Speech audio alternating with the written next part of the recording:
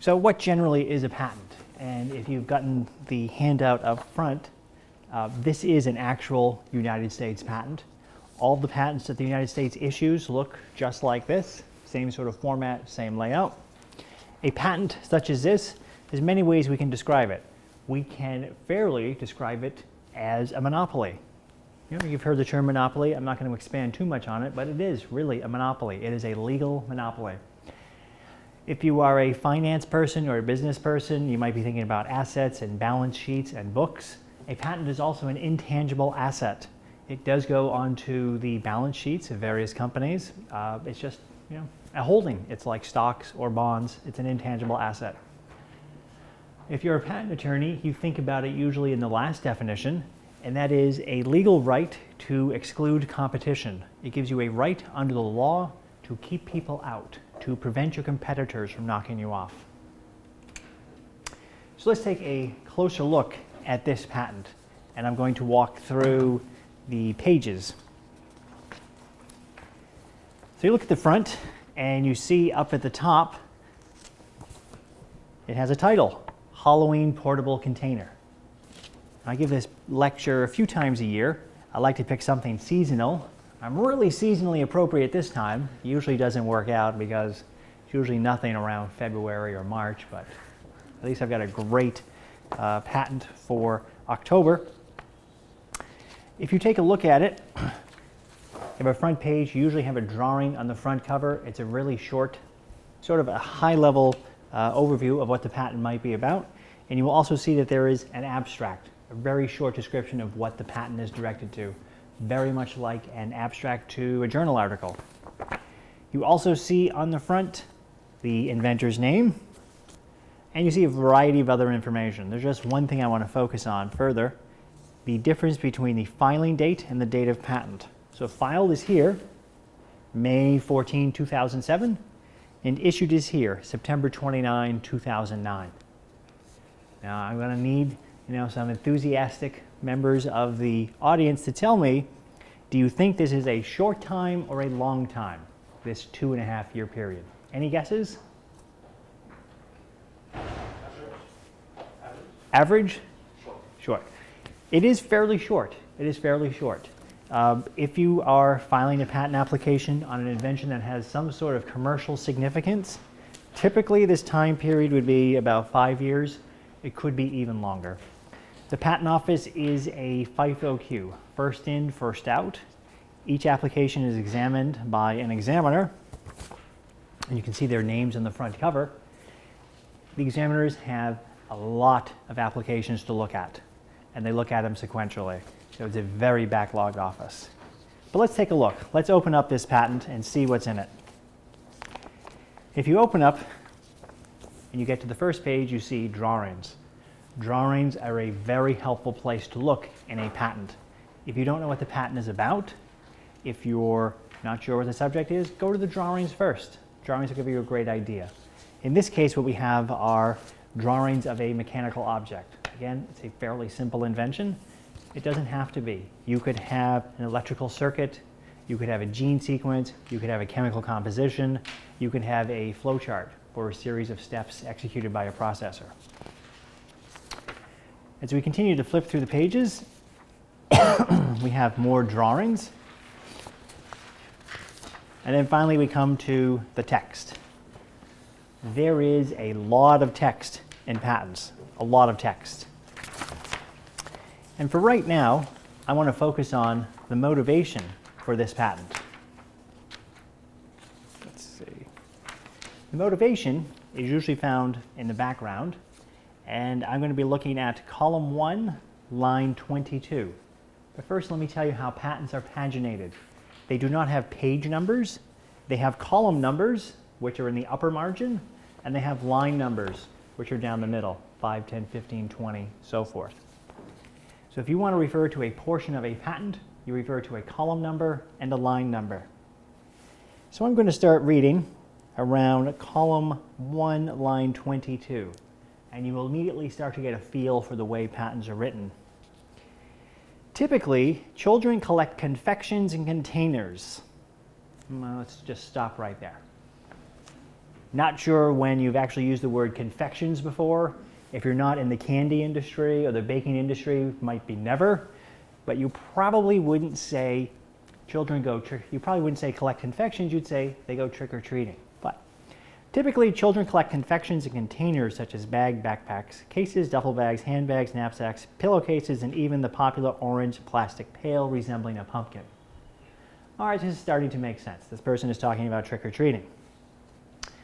And then the author of the patent, the inventor, is trying to motivate the reason for the invention. And think about this, think about what's being said and ask yourself, have you had this problem? As more confections are received, the container becomes weighted and difficult to carry. Have you ever experienced that problem? You get so much candy, you can't carry the pumpkin from house to house. It's theoretically possible.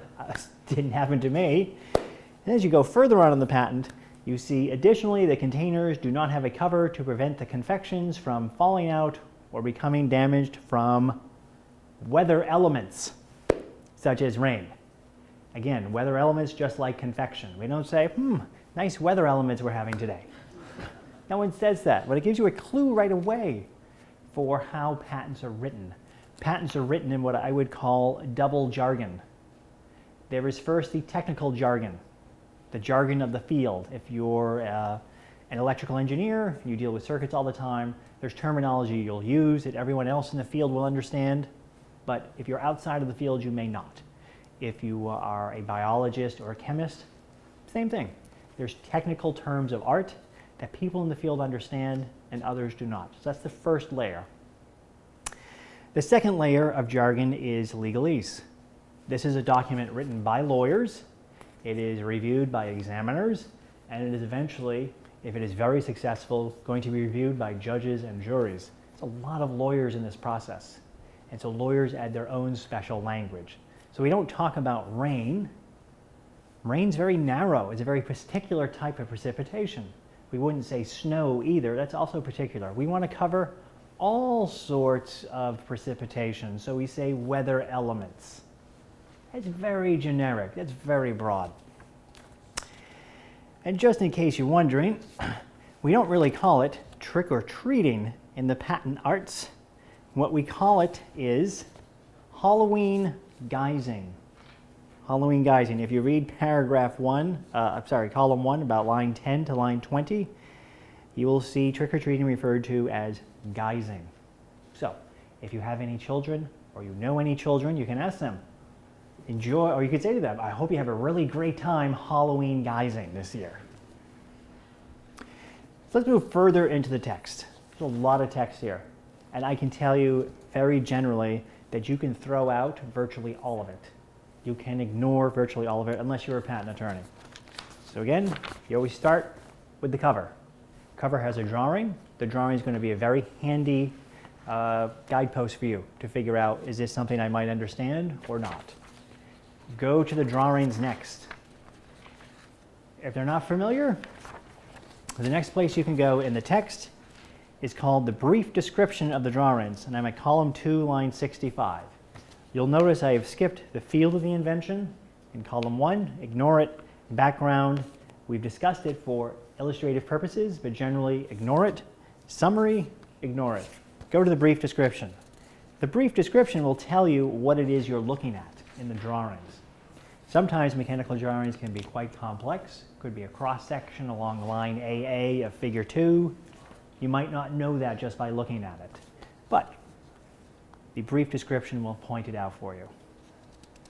The two most important parts of the patent are the detailed description of the embodiments of the invention, and the last part is the claims. So the detailed description begins at column 3, line 10, and the claims begin at column 4, line 65. Let me tell you first about the detailed description. The detailed description is a great place to go because it is where the inventor has to teach people of skill in the art how to make and use the invention. Make and use. Let's just leave it there for now. This is all of your gory details. This is how the invention does what it does. This is how it works. The last part, the claims, are the most important because it is the claims that define the legal right to exclude. No, I haven't told you what that right is. I haven't told you how broad it is. I just want to leave it out there for now. So you read a patent, look at the front page, look at the drawings, look at the brief description of the drawings, and then ignore all the text except for the detailed description and the claims. All right, so what do you do with a patent? Anyone here watch Shark Tank at all? Yeah? Okay, great. I've given this presentation before to audiences who have never heard of this program. Like, you're at Columbia. How can you have never heard this? Surely you have a television, right? There's only 3 things you can do with a patent. Only 3 things. And sometimes the entrepreneurs on Shark Tank forget this. Only 3 things. And in this scenario, you can think very much of a patent as just like being a piece of land.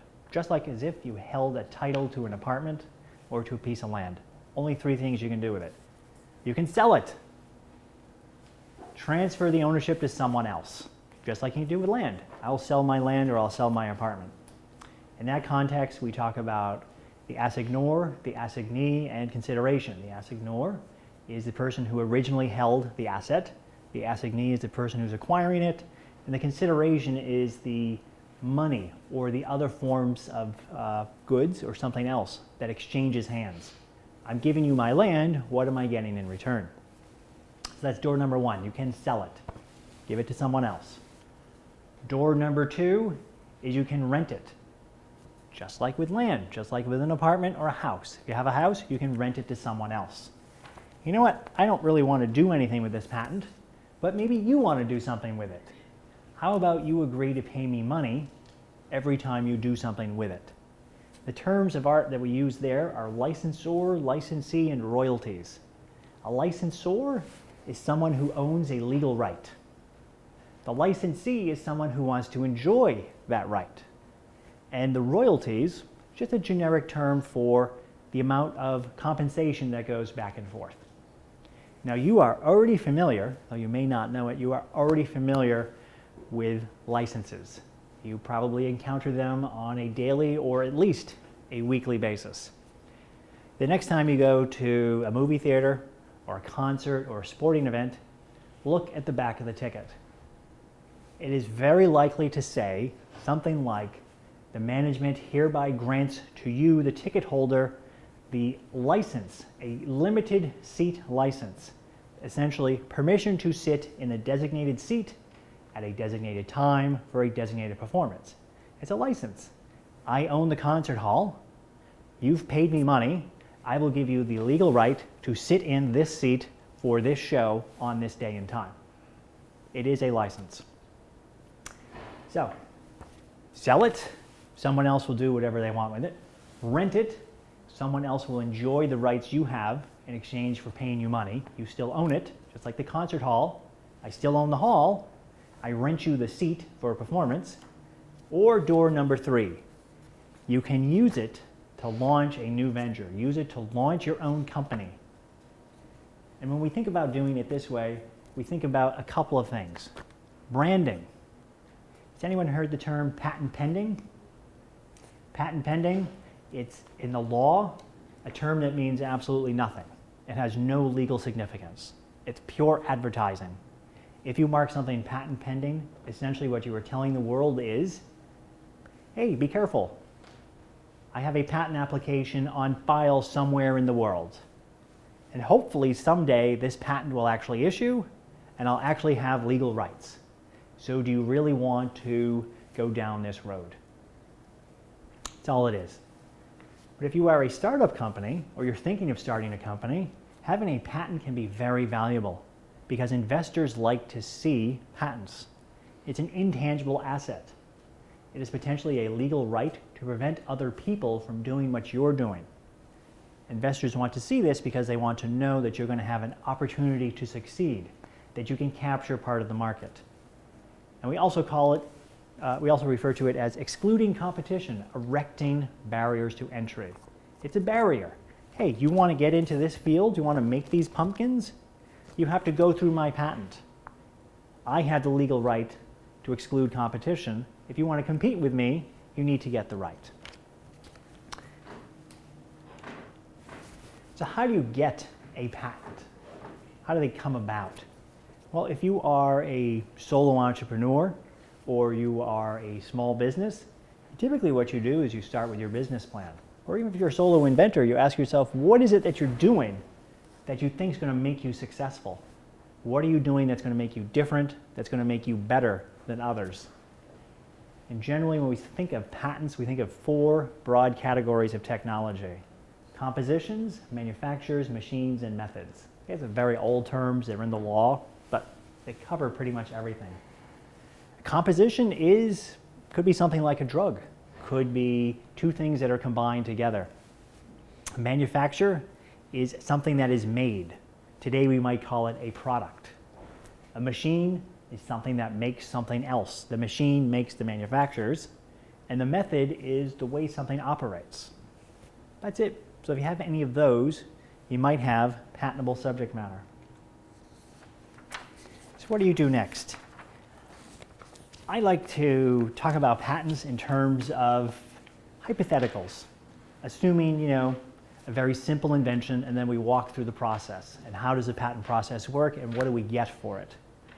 So let's talk about a very simple invention that probably everyone has had experience with. I think I just had experience with this invention just last night. So let's talk about pizza. New York City, it's a great city for pizza. If you like pizza, it's a great city. You can get thin crust, you can get deep dish, you get a whole number of places to go, many of them very famous. But how do you prevent the inside of the upper lid of the pizza box? Notice, in true patent attorney style, I didn't say the top of the box. The top of the box would be kind of ambiguous, but what do you mean by top? Now, what I mean is the inside of the upper lid, or the interior surface of the top lid. How do you prevent that from coming in contact with the cheese, making a gooey mess? You ever gotten delivery pizza and it's just, the cardboard is all over the cheese and it's just terrible? So how do you prevent that problem? Any guesses? Yes, that's right. With one of these. And there are many different varieties of these. This originally was invented, I think, back in the 70s. I can't give you the exact date. But if you went to google.com/patents, which is a great place to look for patents, or if you went to uspto.gov and you navigated to the patent search site. The USPTO is the official body in the United States that issues patents. It's an acronym for the United States Patent and Trademark Office. If you went there and you did a search on package saver, you would find the very first patent for a package saver. You can imagine a package saver that looks just like this, has 3 legs, but on the top, instead of having a round contiguous surface, it's just these little tines. So just 3 tines in the top connecting each of the legs. That's it. That was the original package saver. So we have an invention, the package saver. So we start thinking about what should we do with it? I get a lot of pizza. It's gooey all the time. I get a lot of cardboard in it. This is terrible. This is really bad. There has to be a better way to do delivery pizza. So do I have an invention? That's always the first question I ask before patenting. Do I have an invention? Very simply, for the purposes of patenting, an invention is a solution to a real-world problem that works. That's it. It doesn't have to work well. Remember, you think inventions? This is a patented invention. This invention solves a problem of having too much candy to carry house to house and having a trick-or-treating pumpkin that doesn't have a cover so your candy gets wet. That's the problem solved here. It's a real problem. It works. It solves that problem. It doesn't have to work well. So the first thing we think about is, do I want to file a patent application? Well, how much are we talking about? How am I going to get into this exercise? We can start very cheap. We can start by filing what's called a provisional patent application. And I'll walk through the process a bit more and I'll expand on what a patent is as we go through. You can get into the patenting scenario by spending about $1,000. That's really your lowest number. Spending less than that is not advisable. Quick sidebar, you can file a patent application yourself. You don't need to hire a professional. Not a great idea. If, for example, you bought your apartment, you would not draft up the deed yourself. I wouldn't do it, and I'm a lawyer, but I'm not a real estate lawyer. I don't deal with these things on a daily basis. They're very complicated. So yes, you could file your own patent application. Unless you're at Columbia. Unless you're at Columbia, that's right, that's great, unless you're at Columbia. If you're at Columbia, you have a great resource. A great resource. That resource is called Columbia Technology Ventures. It's an office within Columbia, and the role, there are many roles of CTV, Columbia Tech Ventures, CTV for short, but one of the roles is to commercialize inventions of our faculty and our other researchers. So if you believe you have a patentable invention and you're not sure what to do, a really great way to start the process, perhaps the best way, is to contact CTV. You can send an email to techventures.columbia.edu. there you go, and you can ask a question. Hey, I might have an invention. I'm graduate student at Columbia. Can you help me? That's it. This is what CTV does on a daily basis. It helps researchers patent their inventions. And you don't pay for the cost of the patenting. Columbia pays for it all itself. There's another side to that question, but I'm not going to explore that further. If you're interested, I'd be very happy to discuss it. So we start cheap. We can file a provisional application with the patent office. It's about $1,000. And for that $1,000, you can say your pizza tripod is patent pending. That's great. So you came up with this nifty little invention. You filed the provisional. You're already patent pending. You're already part of the way towards getting potentially funding for your startup because you have an intangible asset. Let's be much more rigorous though. Again, I've been sort of keeping things at a fairly high level, but let's really dive into the details. What exactly is this document? What is it that you're getting when you have this document? A patent is national legal protection for an invention. Like any good lawyer, I like to use terms that are really loaded, terms that have to be further defined. So national, what does national mean? National means there's no such thing as an international patent. Patents are country specific. This patent, for example, is a United States patent. It covers activities that take place only in the United States. It has no force in Japan, 0. By the same token, a patent in Japan has no force in the US. It has force only in Japan. Invention, we've already discussed. Solution to a real-world problem that works. Does not have to work well. And legal protection. What do you get when you have this patent? A couple of loaded terms in this definition. Let me parse them out as I read it. You get the exclusive right. Exclusive means it's yours and yours alone. Nobody else's. It's your right. To prevent others. So it's your sole right to keep others from doing something. Notice what it doesn't say, that you have the right to do it yourself. It says you have the right to prevent or exclude others from practicing the invention for 20 years. So to read this out in simpler words, if you are the owner of the patent, then the United States government has given you and you alone the legal right, a right you can enforce in federal courts, to keep everyone else from practicing the invention, to keep everyone else from using it, from making it, from selling it, from offering it for sale, or for importing it. So if I own this patent, I can prevent anyone else in the United States from making the invention claimed in here, from using it, from selling it. But you can't prevent someone in China from... That is correct. That's right. If I wanted to prevent that activity, I'd actually have a patent, have to have a patent in China.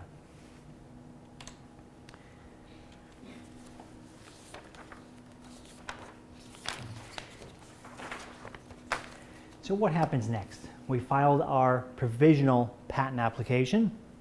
Remember, we spent $1,000. We went to Columbia Technology Ventures and got some assistance on our Columbia invention. or we did it ourselves on our own time and we spent our own money. What happens next? We have a year to go to the next step, a year to really start the patent process. And what do you do in that first year? Well, if you're at Columbia Technology Ventures, one of the things you try to do is you try to get companies interested in your invention. Part of it is sales and marketing. You say, hey, I have this great invention. It's a great invention. It's a better Halloween pumpkin. It's better. Do you want to make it and sell it? Because we're Columbia. We're an educational institution. We don't make products. But hey, Walgreens, do you want to make it and sell it? Or maybe you go to the manufacturer itself directly and not the end retailer. Hey, I noticed you sell products like this. You want to make and sell this one? This one's better. The candy doesn't get wet. Kids can haul a lot of candy from house to house. You're going to sell a lot of these. So you try to pitch it. See if anyone wants to make products. See if anyone wants to license it. Remember, only 3 things you can do with it. Sell it, rent it, use it to launch your own company. So maybe you try to pitch it to licensees, people who might want to make it and use it.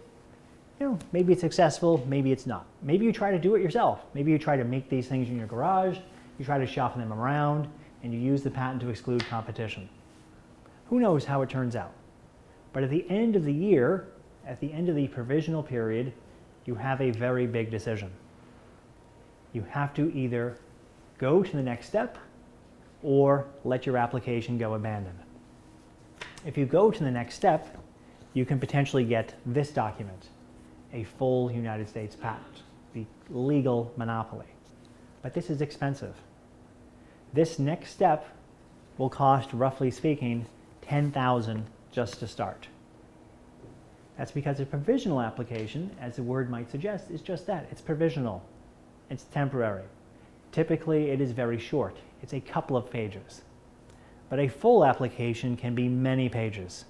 It can be 30 pages. It can be 50. It can be 100. And the person who's writing it is an attorney. And attorneys bill out their time by the hour. And they typically charge hundreds, if not more, per hour. And the process is long. It's long. Remember, 2.5 years from filing to issue? That's short. You're potentially looking at 5 years or longer if you have a patent on an invention of commercial significance. Well, what happens in all of that time? What happened between, on this patent, May 14, 2007 when it was filed, and September 29, 2009 when it was issued? The patent, the invention, was being examined. Remember, there's an examiner, the primary examiner and the assistant examiner. The examiner was reviewing the invention. And the examiner was reviewing 2 different parts of the patent. Remember, there's a lot of text in here, a lot of text. So the examiner is doing 2 types of tests. Let's talk about the first type.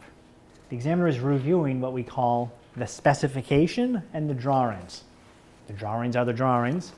The specification is all the text except for the claims, all the text.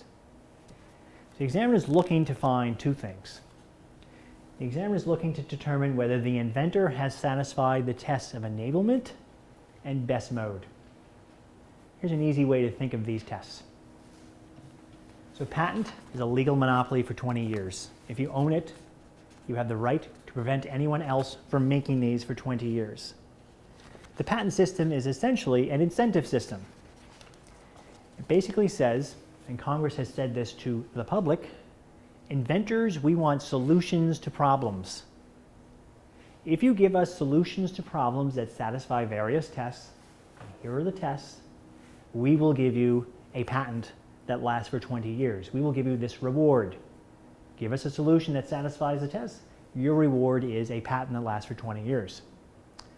Imagine if you were the inventor of the original cell phone, the first one. You would have a patent on that for 20 years. Now, every day, generally speaking, people have at least 1 cell phone. I unfortunately carry 2 because I like to keep personal business personal and work business work. But I'm not uncommon. Many people have 2 phones. So if you were the inventor of the first cell phone, you could prevent anyone else from making cell phones. They'd have to come to you for a license. This could be extraordinarily valuable. So what happens at the end of 20 years? The invention falls into the public domain. It is free to use by anyone. But part of the test that has to be satisfied to ensure that happens is enablement and best mode. The government says to inventors, you have to tell us how to make and use your invention using no more than routine experimentation. You have to tell us in here, in the text, how we do it. Because at the end of 20 years, we all get to do it for free. And we don't have reference to you, because we don't know where you might be. So it all has to be in here. You have to tell us how to do it using no more than routine experimentation. Now, you don't have to tell us every tiny detail, because you can assume some things.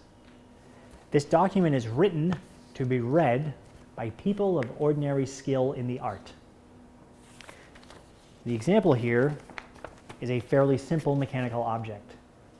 So a person having ordinary skill in this art is probably someone with a high school education, maybe more. Doesn't mean it's a bad invention, doesn't mean it's trivial. It just means, generally speaking, the level of education required to understand the principles is fairly low.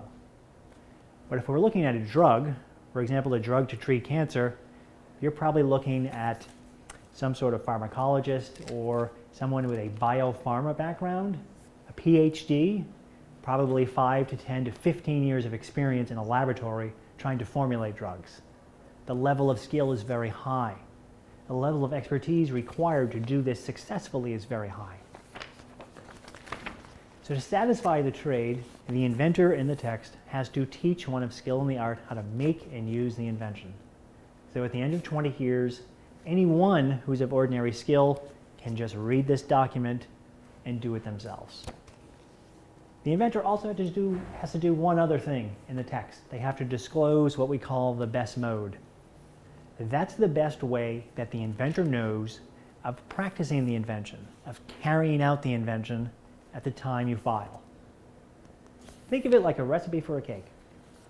If you know that you have to put the cake in the oven at a certain time, at a certain temperature, for a certain period of time, otherwise the cake won't rise, otherwise the souffle is never going to rise, you have to put that in, because the public has to get the benefit of the souffle at the end of 20 years.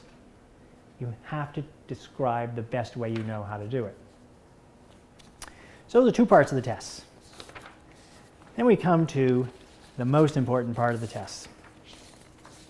And it has to deal with the claims. So I'm going to go to column 4, line 65 in the sample patent. The claims are the most important part of the patent. I've probably mentioned that a few times, and I'm going to tell you why. Because it is the claims that define what the legal right is. I've told you that if you have a patent, you have the legal right to exclude competition.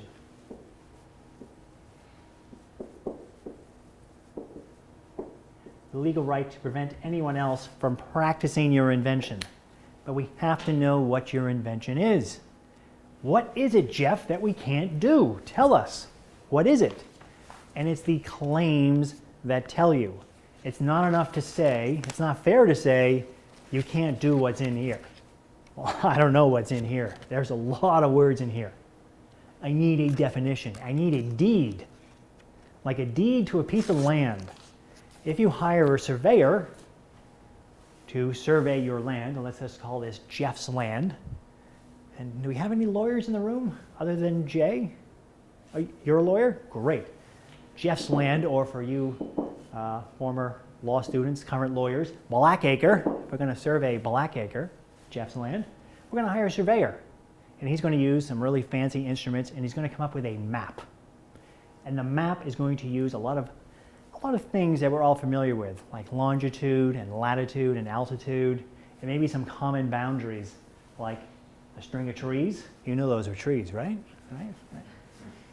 A river over here. And you'll come up with a map. and my land will be defined by my surveyor. And the surveyor will say, Jeff's land runs from, longitude, latitude, whatever, however many minutes, thence many rods or feet or miles to this other location, at which point it runs southerly at this, whatever, this angle for this many feet, et cetera, et cetera. And I will take that map and I will file it with the town registrar. There it is, it's on file. And what I'm saying to the rest of the town, to the public is, don't step here. This is my land. If you step on my land without my permission, you will be trespassing. If you come onto my land and you knock down my prized cherry tree that funds my whole operation. This is what I am. I'm a cherry tree farmer, and I sell cherries. The cherries grow in a tree? I hope so. I hope it's not a bush. What have you. If you come onto my land and you chop it down, my God, I can sue you for damages. My gosh, I lost the value of the tree. This was a perennial. It has fruit every year. I lost the value of this year's fruit, and I lost the value of every future year's worth of fruit. You need to make me whole. All right, straight? Patents are exactly the same thing. The claims do exactly the same thing. The claims that begin on column 4, line 65, they define what the invention is as a matter of law. What is it that we can't do? It's what the claim says. You can't make, use, sell, offer to sell, or import what's in the claim. In land, we say trespassing. In patents, we say if you are knocking off someone's patented invention, if you're making it without their permission, let's use the right tense here, you are infringing. Trespassing on land, infringing on patents. Same thing. And as you might expect, if you knock off someone's patented invention, if you make and use and sell this container without my permission, I can sue you for damages. Hey, this is not fair. You go to Walmart and you see mine on the shelf, and next to mine is yours on the shelf. But you're ripping off my invention. And every time yours gets bought, I lose a sale. I lose profit every time someone buys the infringing product. You need to make me whole. You need to give me damages. That's why the claims are the most important part. And it's a really an excellent reason why you should not undertake to draft this document yourself. Because it is the claims that define how good your patent is. So turning back to Shark Tank, I think it's a fun program, but it does really fly at an exceedingly high level on patents. And the questions the shark typically ask is, oh, is it patented? Oh, yes. Got a patent right here. And they move on. And I always want to say, wait a minute. First I say, as someone who's been doing this for a dozen years, there's no way you got a patent on that. Let's see what's in that patent. Let me take a look at those claims. Because what is it that the public can't do? How big is Jeff's piece of land? How big is Blackacre? Is it the size of Argentina? Wow, that's a really good patent. So a lot of people go there. A lot of people live there. A lot of people are going to need to pay you rent. Or is it Tierra del Fuego? Yeah, not many people going there. No one's really making these. I'm patented. No one's making these because no one wants it. That's always the key question. So what the examiner does with the claims is he or she looks at the claims to see if they establish 3 tests: utility, novelty, and non-obviousness. Utility is really straightforward. The United States Congress is saying to inventors, we want solutions to problems. We want things that make our lives better. It has to be useful. It has to work. Don't give us inventions that don't work. They're not inventions. We're not going to reward you for that. Now, I give this lecture many times a year. I like to trot out whatever my favorite invention of yesteryear is as of the day. So I will trot out one. Hopefully some people remember. So what did you do when you wanted to change the channel on your TV before you had a remote control? What did you do? That's right. You had to get up, I remember having to get up and walk over to the TV and turn a knob, not push a button, literally turn a knob from channel 2 to channel 3, which was always snow where I lived, to channel 4 or to 5. And God, that was terrible. It was so slow. And you can probably remember the UHF dials at the bottom, this big spinning dial. That was really clunky, that was terrible. People got exercise doing it that way, but a remote control, now that's a better solution. So it has to be useful. And then it has to satisfy 2 additional tests. I think we would probably agree that so far everything I've said to you about the test is fairly unobjectionable. It makes sense. The last 2 tests I'm going to tell you, one of them is going to make philosophical sense, and the other one you're not going to be happy. It's okay, no one's ever happy about it. It's just the way the law is.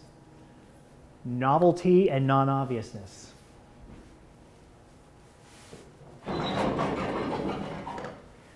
novelty says this: inventors, we want solutions to problems, things that make our lives better.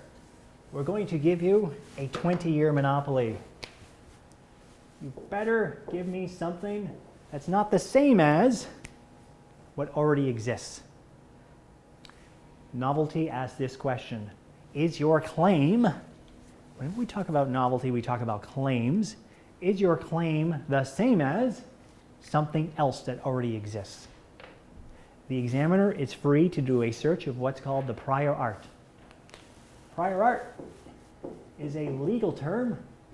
It means anything else that is publicly accessible as of the day before you filed.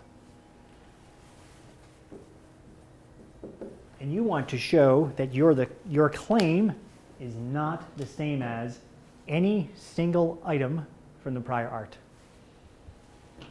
Is it the same as?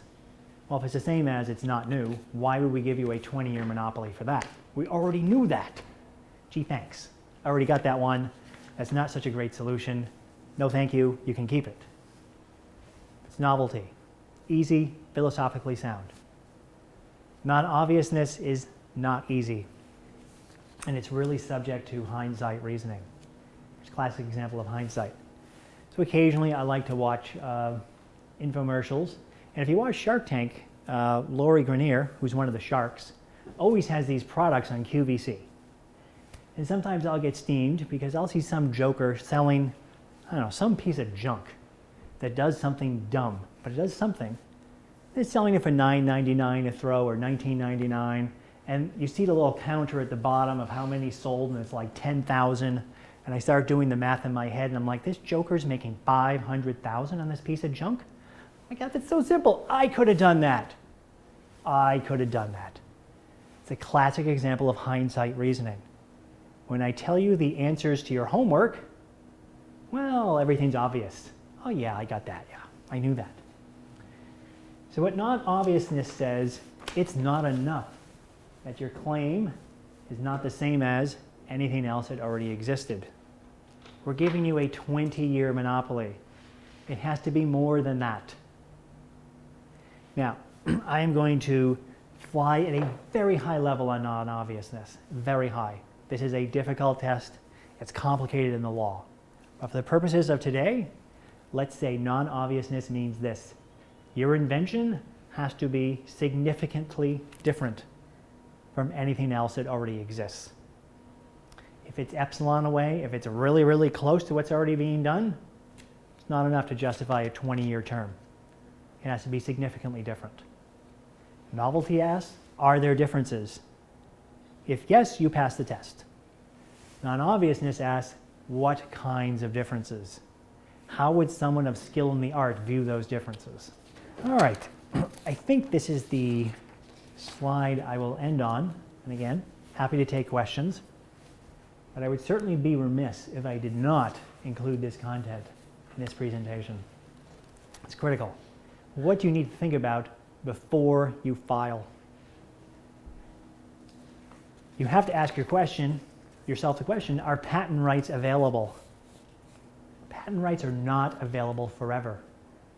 There are certain things you do that will cause your rights to be lost. It's good news and bad news scenario. In the US, The clock, the timing aspect, is really long. It's a year. You have 1 year from the date of certain events to file your patent application. If you don't file within a year, your rights are surrendered. What are those events? Let's talk about them generally. We will call them public disclosure, public use, and offer for sale. If you go to a conference, like an academic conference, and you put up a slideshow that describes what your invention is and how to use it, and the public could attend the conference, that's a public disclosure. You would have 1 year from that event. Think of it, I have 1 year from when I publicize my invention. You don't have to go to a conference, you could just put it up on YouTube, put it up on your blog. If it's publicly accessible, you have 1 year from that date. If you use your invention in public, yeah, you know, I made this bottle and I use it and I bring it around with me wherever I go, I have a year from the first time I use it in public. If I make my pizza tripods in my garage and I go down to Joe's Pizza Parlor and I say, Joe, I'd like to sell you 100 of these at 10 cents a piece, and I make a binding offer that Joe can accept, that's an offer for sale. Or even if I go worse, actually sell them, that's a full sale. I have a year from either of those. So think of the US as 1 year from the first date of public access. I have a year from that date to file. If I don't file within the year, my rights are lost. The rest of the world is not so forgiving. And remember, a US patent covers only US activities, not activities outside the US. Many times you will want patent protection in a variety of countries. Imagine if you came up with the first cell phone. You're going to want protection in any market for cell phones. You're going to want protection in the United States, the countries of Europe, Japan, China, India, Australia. Generally speaking, outside of the US, there is no grace period. US, 1 year. Outside the US, generally, it's what we call absolute novelty. If I publicize my invention today, and by tomorrow I have not filed a patent application already in Japan, my rights are lost. You must file on the date of your first non-confidential disclosure. Let me differentiate two terms. So the US cares about public disclosures. Did the public have access? If so, you have a year. That's US. Ex-US, outside the US, everywhere else, is concerned about non-confidential disclosures. No grace. How does this come up at Columbia? Usually this scenario. You are a faculty member or a researcher or a grad student and you're looking for funding. And you see ABC organization has a funding program, but you have to send in a grant application. So you come up with your great pizza tripod invention and you say, well, I'm going to send it in. I need some funding to figure out how exactly to do the plastic and the process, whatever, but I'll describe all of those great details and I'll push the send button off to grant company or grant organization. If it's federal, you're fine because federal agencies generally treat grant applications as confidential. Even if it's a state agency, you're probably still fine because it's confidential. But generally the organizations you apply to are not federal or state, they're private. Once you hit that send button, that's a non-confidential disclosure. Go back, if you ever applied for a grant that's not federal or state, read the terms of the submission. And you will see somewhere buried at the bottom text that says, this submission is not confidential. We do not agree to hold this in confidence. We're going to do with it whatever we like. So as soon as you hit that send button, you have just created for yourself a 0-day clock. You must file your applications around the world as of that day, otherwise tomorrow your rights are lost. What about a U.S. patent, and when it's published, does that then make it a public or non-confidential Yes. Yep, disclosure? it is So true. at that point you would want to file everywhere you could if you wanted to go that route. There are other reasons. For simplicity, I'll answer this question in a slightly different way. So as soon as it publishes, you have no days to get into another country. You have to already be on file. But typically the way you prevent this from happening is you file what's called, after your provisional, remember this provisional we filed ways away? Typically what happens at 12 months, we have to decide what to do next. Is my invention great? Is it going to work? Then I'll go further in the patent process. I really have more choices than I told you. Because my choices are let it go abandoned, which means end of process. All right, that doesn't move. I can just go straight to the US patent process. It's fine. Or I can enter what's called the PCT patent process. It's an international patent application process. PCT is a treaty, the Patent Cooperation Treaty.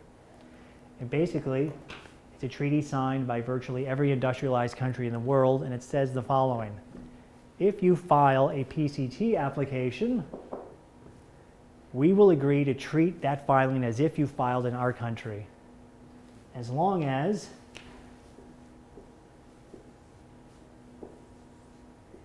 at 30 months from your original filing, you enter our country. And what does enter mean? Enter means you file the formal paperwork in our country to enter our national patent system. So that's typically what people do. Typically you have a provisional on day one.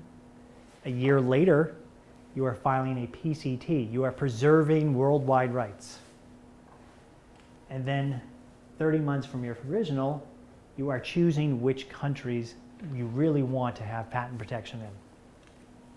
Typically, it's how we do it. So the great news for you, if you are a Columbia researcher, is this can be really complex. Do I do US only? Do I do PCT? Should I do a provisional at all? And I'm thinking about publishing. Should I publish? Should I not publish? Should I go to that conference? The great news for you is you have a fabulous resource, Columbia Technology Ventures. Any questions about an invention, you're not sure whether it's worthwhile, that should be your first stop. It is 100% free. Columbia pays all the patent expenses. You have access to great people internally who know how to market technologies, who know how to find companies who want to make and sell these things. And you have access to lawyers who can help you. Should definitely be your first stop. Now there are other things in the deck that I've not described. I think I'll just finish with one last item. For when you leave Columbia, wherever you go, ownership is very important. Ownership of IP. If you end up working for a company, Johnson & Johnson, Intel, Mobile, whatever the company might be, on the first day you're hired, you're going to be asked to sign two documents. The W-2 form, which is very uninteresting, and something that's going to be called an employment agreement or a contract or the handbook, whatever. It goes by many names. And it's going to have a lot of text. It might be double column. It's probably going to be a log of legalese. You're not going to read it. You're just going to sign it. It's okay. Everyone does the same thing. And ultimately, you have no negotiation power anyway. Because the company says, oh, you don't want to sign the employment agreement? No problem. Next, send them in. Give the job to the next person. So you have no negotiation leverage. It's okay, but you should at least know what's in it. And something that's in it is going to be an ownership clause, an ownership of IP clause. And that clause is going to say, while I'm employed by company, I agree to transfer to company, I agree to assign to company, and I hereby assign to company, I hereby give to company all the inventions I might come up with, wherever in the world, whenever I come up with them, while I'm employed. Company owns everything. Very important that you look at this before you decide to start the patent process on your own, because it would be a shame if you spent a lot of really serious money getting the patent on this, only for the company to own it, because you signed that employment agreement that said, I give all my patent rights to the company.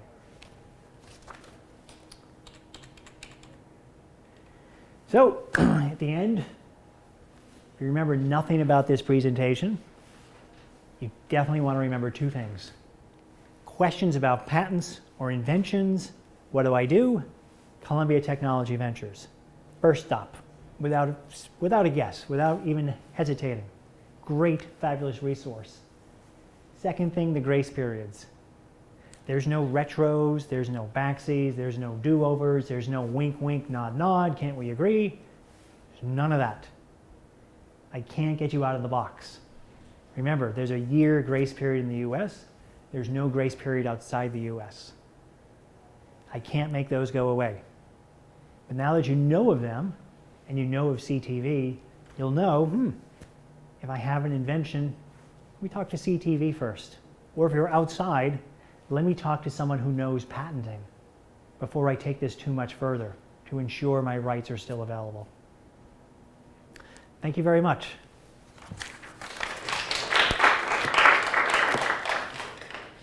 Question about non-obviousness. Kind of just demonstrated in a Saturday Night Live sketch, this thing. So it's kind of when the Gillette sensor, which has 2 blades, moved up to the Gillette Mach 3. 3, and then there's 4, and then the SNL skit was what, 10 blades? Barrel with like a whole iPhone size, and 12 razors going down. So how would an examiner or a court approach something like that? Is obvious or not? Sure. So there's some general benchmarks in the law, general tests examiners can use. And the way these tests come about is the following. Someone like Gillette will have a razor with 10 blades, and the examiner won't allow it. The examiner will say, that's obvious, I can't give you that. And Gillette will say, well, you're wrong. And Gillette will appeal the decision of the patent office to the courts. And then it's up for a judge to decide whether it's obvious or not. So over time, you end up having a lot of benchmarks in the law that have been developed by judges. And one of the benchmarks is this. Just multiplying something or reducing the number of something is not enough for patentability. So where there's 2 of something, it's obvious to have 3 or 4 or 5. Where parts are separable, it's obvious to make them integral. There's various handy little tests like that. If, however, you are Gillette, you're going to try to make an argument like this. It would not be obvious to have a razor having 10 blades. It's not obvious over a razor having 3 blades because of the following. It's really difficult to manufacture, or, that's a weak argument, it turns out 10 blades has this specially surprising result. No one would have thought to do it. Again, this is a weak argument because it's a weak case, but the best you would do is, 3 blades, there's some measure of quality, some measure of smoothness, some measure of friction, whatever. And it turns out people would have expected, increasing the number of blades would have been some gradual increase, but it turns out at blade number 7, my God, the smoothness of the shave goes from here to here. No one would have expected that. This is a surprising result. It's the type of argument you would make. It'd be very unsuccessful in this case. It'd be very unsuccessful.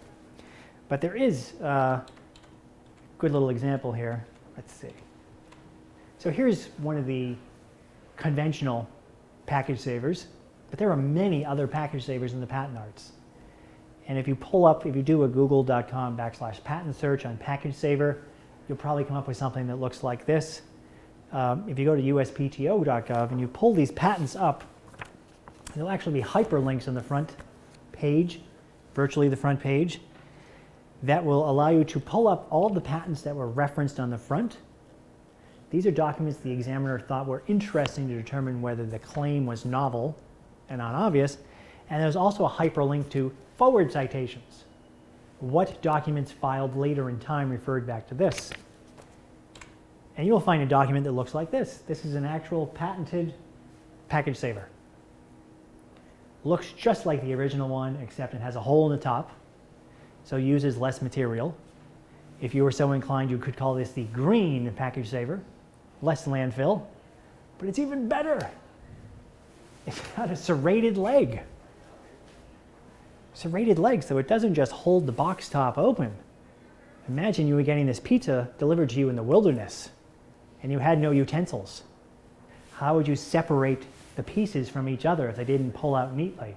If they weren't cut at the pizza parlor? You would flip this over and would use the serrated edge to cut them out.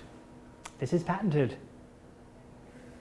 A tripod having a serrated edge is new and it's not obvious. The prior product's sole function is to support the cover. This has a separate function that's very different. Do, like patents in digital world, like coding or maybe algorithms? Sure. What's kind of going on there and can impact patent and code and that kind of stuff? So we think about two things when we think about code. We think about patents, we also think about copyrights. Code itself is usually just an embodiment of an invention. Can you see this from this angle? Yeah, let me go over here.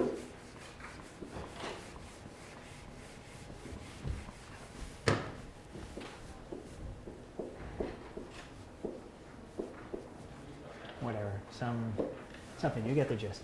This is a flow chart. So typically when we think about digital technologies, things computers are doing, we are thinking about the flow. What is it that the processor does? What data comes in? How is it manipulated? Where does it go? It is the flow that a patent protects. Code, and last time I looked at code was Fortran, so this is, whatever. 10, 20, whatever, 30, 40, something, some loops. Code is just an implementation. There's many ways to code up this flow. If I gave this flow to two different programmers and I said code it up, it's very likely I would come up with two very different pieces of code. So patents protect the flow.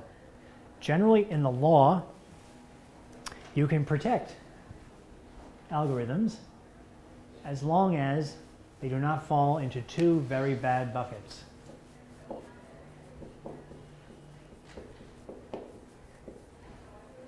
Abstract ideas or natural laws. The law says anything under the sun is patentable, but certain things are never patentable. They have to be available to everyone. Natural laws, no one can get a patent on that. The law of gravity, can't get a patent on it. We also don't allow patents on things that are called abstract ideas. It's a really hard one to define. Even the Supreme Court has trouble. But one way to think of it is this. If you could do it in your head, if you could do it on pencil and paper, it is most likely not patentable. It's an abstract idea. So in the digital space, things that tend to be very patentable are things where the processor is really essential. It's carrying out steps that realistically could not be done in someone's head. Where you have trouble is where the processor is kind of optional. It's a nice to have. Oh, it's a method for trading stocks. Yeah, that's nice. I could do that before. The processor is not really adding anything. This is not computationally intensive. Contrast that to how do I take a video that's being taken here and stream it to someone halfway around the world. That's a very technologically intensive problem. So the law is further refining what the test of abstract idea means. And it is becoming increasingly difficult to patent things in the financial arts, and I would call it the business arts for patenting. You have to truly have a processor that is integral to the overall method.